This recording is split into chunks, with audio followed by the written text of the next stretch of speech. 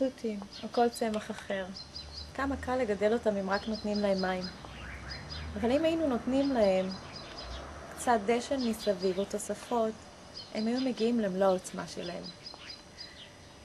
אני מורה בחטיבת ביניים, ולפני כמה ימים חילקו אצלנו בבית ספר ציונים לילדים. ילדים אפשר לגדל אותם, כמובן הם יגדלו, מן הסתם, בדיוק כמו הצמחים. אבל הייתה לי תחושה שהרבה מהילדים לא יודעים לייצר הצלחה, כי ראיתי את התעודות שלהם. ובאותו יום החלטתי שאני לא עושה את השיעור הרגיל שלי. אני מעבירה להם שיעור איך לבחור מטרה בחיים ולהשיג אותה. וזה מה שעשיתי.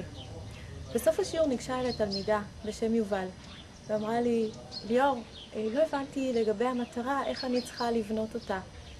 הסתכלתי עליה ואמרתי לה, יובל, הסתכלתי עליך במשך השיעור, ואת אחת התלמידות המבריקות פה, ולא ראיתי אותך רושמת. כל התהליך שעברנו פה רשמתי על הלוח, לא עשית כלום. הסתכלה עליי ואמרה לי, ליאור, הכל פה. אז חייכתי אליה, ככה הרגשתי נפלא עם זה שהיא כן הפנימה.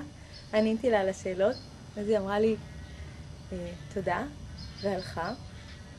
ואז היא ככה הסתובבה וחזרה אליי, והסתכלה לי בעיניים ואמרה לי, תודה שהבאת לנו שיעור כזה. אתם יודעים מה זה עשה לי?